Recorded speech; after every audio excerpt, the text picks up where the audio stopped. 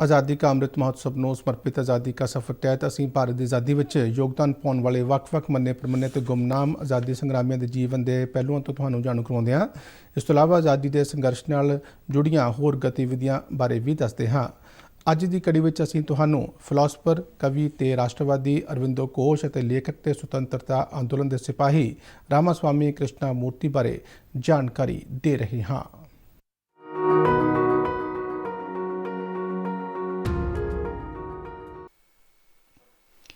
ਅੱਜ ਦੀ ਕੜੀ ਵਿੱਚ ਅਸੀਂ ਸ਼ਰਧਾਂਜਲੀ ਦੇ ਰਹੇ ਹਾਂ ਫਿਲਾਸਫਰ, ਕਵੀ ਅਤੇ ਰਾਸ਼ਟਰਵਾਦੀ ਅਰਵਿੰਦੋ ਘੋਸ਼ ਨੂੰ, ਜਿਨ੍ਹਾਂ ਦਾ ਦੇਹਾਂਤ 5 ਦਸੰਬਰ 1950 ਨੂੰ ਹੋਇਆ ਸੀ। ਘੋਸ਼ ਸ਼ਾਇਦ ਪਹਿਲੇ ਭਾਰਤੀ ਰਾਜਨੇਤਾ ਸਨ ਜਿਨ੍ਹਾਂ ਆਪਣੀ ਅਖਬਾਰ ਬੰਦੇ ਮਾਤਰਮ ਵਿੱਚ ਦੇਸ਼ ਲਈ ਪੂਰਨ ਸਵਰਾਜ ਦੇ ਵਿਚਾਰ ਨੂੰ ਖੁੱਲ੍ਹ ਕੇ ਪ੍ਰਗਟ ਕੀਤਾ ਸੀ। ਬਾਅਦ ਵਿੱਚ ਉਹ ਰੂਹਾਨੀ ਸੁਧਾਰਕ ਬਣ ਗਏ ਅਤੇ ਮਨੁੱਖੀ ਪ੍ਰਗਤੀ ਤੇ ਰੂਹਾਨੀ ਉੱਨਤੀ ਬਾਰੇ ਆਪਣੇ ਵਿਚਾਰ ਰੱਖੇ। ਅਰਵਿੰਦੋ ਘੋਸ਼ ਦਾ ਜਨਮ 15 ਅਗਸਤ 1872 ਨੂੰ ਕੋਲਕਾਤਾ ਵਿੱਚ ਹੋਇਆ ਸੀ। ਇੰਡੀਅਨ ਸਿਵਲ ਸਰਵਿਸਿਜ਼ ਦੀ ਤਿਆਰੀ ਲਈ ਘੋਸ਼ ਇੰਗਲੈਂਡ ਦੇ ਕਿੰਗਸ ਕਾਲਜ ਗਏ। ਯੂਰਪ ਵਿੱਚ ਉਹ ਇਟਲੀ ਅਤੇ ਆਇਰਲੈਂਡ ਦੇ ਰਾਸ਼ਟਰਵਾਦੀਆਂ ਦੇ ਵਿਚਾਰਾਂ ਤੋਂ ਪ੍ਰੇਰਿਤ ਹੋਏ। ਉਹਨਾਂ ਨੇ ਭਾਰਤੀ ਵਿਦਿਆਰਥੀਆਂ ਦੇ ਸੰਗਠਨ ਕੈਂਬਰਿਜ ਮਜਲਿਸ ਵਿੱਚ ਵੀ ਹਿੱਸਾ ਲਿਆ। ਭਾਰਤ ਵਾਪਸ ਆਉਣ ਤੋਂ ਬਾਅਦ ਘੋਸ਼ ਨੇ ਬੜੌਦਾ ਰਿਆਸਤ ਵਿੱਚ ਮਹਾਰਾਜਾ ਦੇ ਤਹਿਤ ਸਿਵਲ ਸੇਵਾ ਦੇ ਅਨੇਕਾਂ ਕੰਮ ਕੀਤੇ।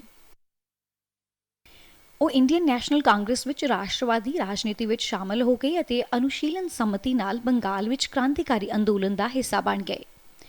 ਉਹਨਾਂ ਨੂੰ ਅਲੀਪੁਰ ਸਾਜ਼ਿਸ਼ ਲਈ ਰਾਜਦਰੋਹ ਦੇ ਇਲਜ਼ਾਮ ਦਾ ਸਾਹਮਣਾ ਕਰਨਾ ਪਿਆ ਅਤੇ ਉਹਨਾਂ ਨੂੰ ਗ੍ਰਿਫਤਾਰ ਕਰ ਲਿਆ ਗਿਆ।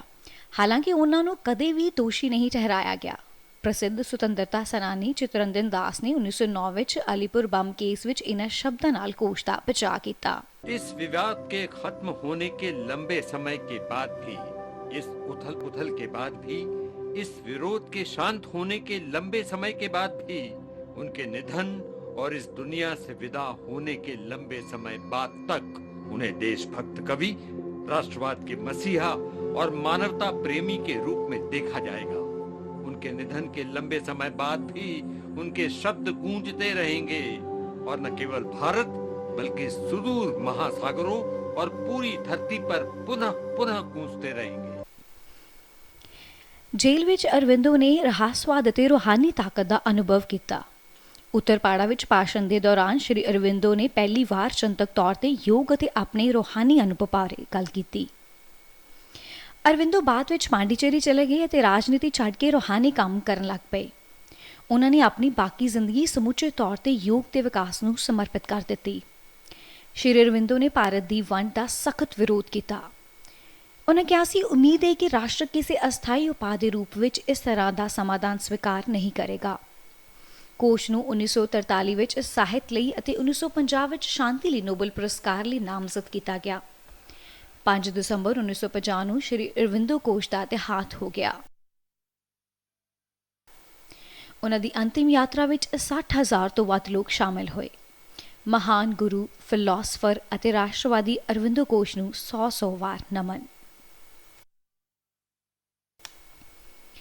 ਅੱਜ ਲੇਖਕ ਅਤੇ ਸੁਤੰਤਰਤਾ ਅੰਦੋਲਨ ਦੇ ਸਿਪਾਹੀ ਰਾਮਾ ਸਵਾਮੀ ਕ੍ਰਿਸ਼ਨਾ ਮੂਰਤੀ ਦੀ ਵੀ ਬਰਸੀ ਏ। ਉਹਨਾਂ ਦਾ ਦੇਹਾਂਤ 5 ਦਸੰਬਰ 1954 ਨੂੰ ਹੋਇਆ ਸੀ। ਰਾਮਾ ਸਵਾਮੀ ਕਲਕੀ ਕ੍ਰਿਸ਼ਨਾ ਮੂਰਤੀ ਦੇ ਨਾਂ ਨਾਲ ਲੋਕਪ੍ਰਿਯ ਸਨ। ਉਹਨਾਂ ਨੇ ਨਾਮਿਰਵਰਤਨ ਅੰਦੋਲਨ ਵਿੱਚ ਹਿੱਸਾ ਲਿਆ ਸੀ। ਕਲਕੀ ਦਾ ਜਨਮ ਪੁਰਤਮੰਗਲਮ ਵਿੱਚ ਹੋਇਆ ਸੀ। ਵਿਦਿਆਰਥੀ ਜੀਵਨ ਤੋਂ ਹੀ ਮਹਾਤਮਾ ਗਾਂਧੀ ਦੇ ਨਾਮ ਮਿਲਵਰਤਨ ਅੰਦੋਲਨ ਦੇ ਸੱਦੇ ਤੇ ਉਹਨਾਂ ਨੇ 1921 ਵਿੱਚ ਪੜ੍ਹਾਈ ਛੱਡ ਦਿੱਤੀ। ਬਾਅਦ ਵਿੱਚ ਕਲਕੀ ਕ੍ਰਿਸ਼ਨਾ ਮੂਰਤੀ ਇੱਕ ਉੱਘੇ ਤਮਿਲ ਲੇਖਕ ਦੇ ਰੂਪ ਵਿੱਚ ਉੱਭਰ ਕੇ ਸਾਹਮਣੇ ਆਏ। ਉਹਨਾਂ ਨੇ 1948 ਵਿੱਚ ਤਮਿਲ ਹਫ਼ਤਾਵਾਰੀ ਪੱਤਰਿਕਾ ਕਲਕੀ ਦੀ ਸ਼ੁਰੂਆਤ ਕੀਤੀ। ਉਹਨਾਂ ਨੇ ਇਤਿਹਾਸਕ ਨਾਵਲ ਪੋਨੀਅਨ ਸੇਲਵਨ ਵੀ ਲਿਖਿਆ, ਜੋ ਚੋਲ ਸਾਮਰਾਜ ਤੇ ਆਧਾਰਿਤ ਹੈ। ਪੱਲਵ ਸਾਮਰਾਜ ਤੇ ਵੀ ਉਹਨਾਂ ਨੇ 2 ਨਾਵਲ ਲਿਖੇ।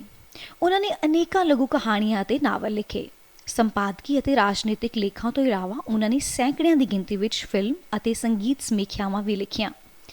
55 ਸਾਲ ਦੀ ਉਮਰ ਵਿੱਚ 5 ਦਸੰਬਰ 1954 ਨੂੰ ਚੇਨਈ ਵਿੱਚ ਰਾਮਾ ਸਵਾਮੀ ਕ੍ਰਿਸ਼ਨਾ ਮੂਰਤੀ ਦਾ ਦੇਹਾਂਤ ਹੋ ਗਿਆ। ਮਹਾਨ ਭਾਰਤੀ ਦੇਸ਼ ਭਗਤ ਨੂੰ 100 ਵਾਰ ਨਮਨ। Go